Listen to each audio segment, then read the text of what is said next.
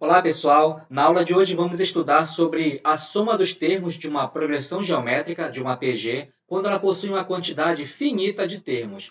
Então, vamos à seguinte situação. O funcionário de supermercado resolveu organizar as caixas de achocolatado no formato de pirâmide com 6 fileiras, obedecendo o seguinte critério. A fileira mais alta continha 4 caixas, a fileira seguinte 8 caixas, e cada fileira abaixo continha o dobro de caixas da fileira anterior. Então, assim temos a seguinte situação.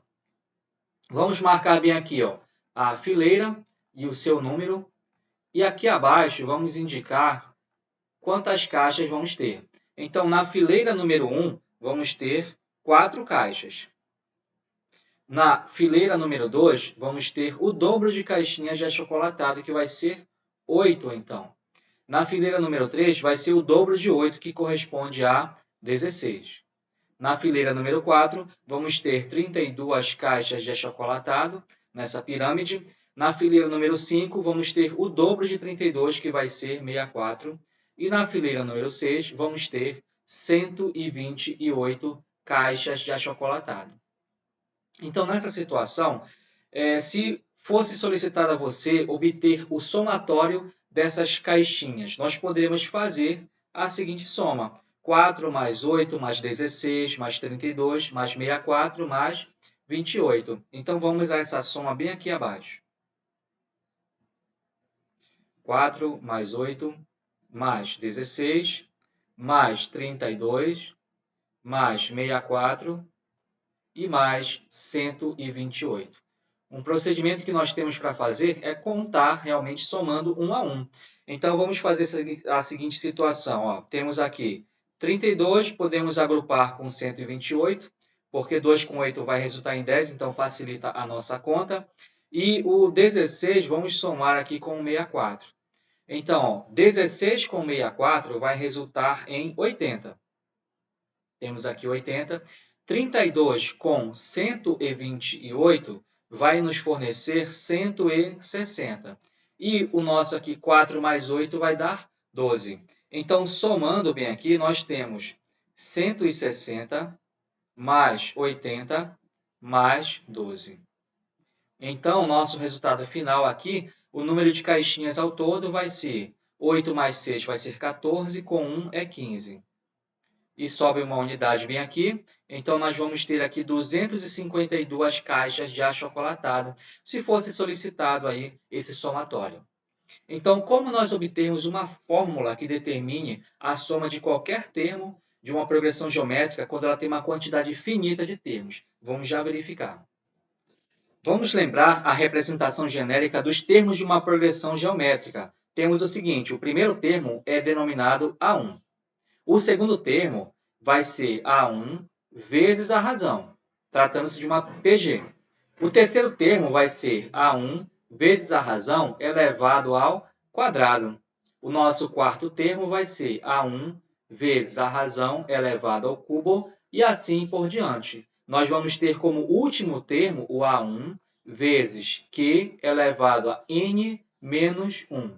Considerando que o último termo vai ser o AN, então o índice da potência vai ser sempre uma unidade a menos que o índice do termo. Então, já que é o AN, a potência vai ser N menos 1, o expoente no caso.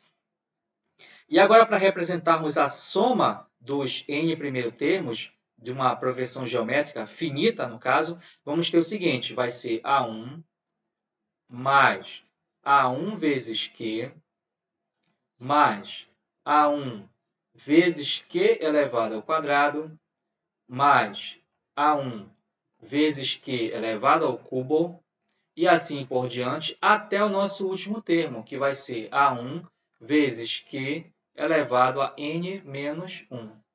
E agora note a seguinte situação, se nós multiplicarmos essa soma pela razão, pelo Q, nós vamos ter a multiplicação da soma dos N primeiros termos vai ser A1 vezes Q mais A1 vezes Q elevado ao quadrado mais A1 vezes Q elevado ao cubo mais A1 vezes Q elevado à quarta e assim por diante, até nossos últimos termos. Nós vamos ter bem aqui A1 vezes Q elevado a N menos 1. E o último elemento dessa soma, bem aqui, vai ser A1 vezes Q elevado a N. Como nós multiplicamos o último termo pela razão, nós eliminamos esse valor negativo bem aqui. E se nós simplificarmos, se nós formos diminuir aqui, ó, a Q vezes a soma menos a soma dos termos, nós teríamos o seguinte resultado. Ó. A1 vezes Q menos A1 vezes Q cancela. A1 vezes Q ao quadrado menos A1 vezes Q ao quadrado cancela. A1 vezes Q ao cubo cancela com esse. Nós temos aqui que não aparece ó, A1 vezes Q à quarta cancela com o que tiver aqui. E esse A1 vezes Q elevado a N, nós não temos no outro termo aqui. Então, vai conservar. E esse, ó, nós temos que não está aparecendo, mas cancela com o que tiver bem aqui. Resumindo, então, essa expressão vai ser igual a A1 vezes Q elevado a N menos o nosso A1. E agora, a partir dessa situação, vamos representar aqui, deduzir a fórmula que determina a soma dos termos de uma progressão geométrica. Note aqui que nós temos em comum Sn e Sn, a soma dos termos. Então, vamos colocar bem aqui, ó, em evidência, ó, Sn vezes a razão menos 1. Isso vai ser igual. Nós temos fator comum aqui, ó, o nosso A1. Então, nós podemos escrever assim, ó, A1 vezes Q elevado a N menos 1. A1 vezes Q elevado a N menos 1. Isso dividido aqui, ó, por Q menos 1. Essa aqui é a nossa fórmula que determina a soma dos N primeiros termos de uma progressão geométrica quando ela possui uma quantidade finita de termos. Vamos resolver aqui alguns exercícios de fixação. Calcule a soma dos 5 termos da APG. 1, 5, 25, 125 e 625. Nesse caso, seria mais fácil nós obtermos a soma contando os termos 1 a 1. Nós teremos a seguinte situação. 1 mais 5 mais 25 mais 125 e mais 625. E vamos contar bem aqui, né? 625 mais 125, vamos ter bem aqui, ó, 750. Nós temos bem aqui, ó, 5 mais 25 vai resultar em 30. No caso, 31, se nós contarmos com esse novo 1 bem aqui. Portanto, a soma desses 5 termos vai ser 781. Vamos à segunda questão. A soma dos 8 termos de uma APG é 9.840. Sabendo-se que a razão desta APG é 3, determine o termo A1. Então, nós temos que a fórmula da soma dos termos de uma APG vai ser Sn igual ao A1, abre parênteses, a razão elevado a N, e isso aqui menos 1. E dividido por Q menos 1. Sabemos que a razão vale 3 e que o valor da soma desses termos aí, desses 8 primeiros termos, vai ser 9.840. Então, vamos substituir esses valores bem aí.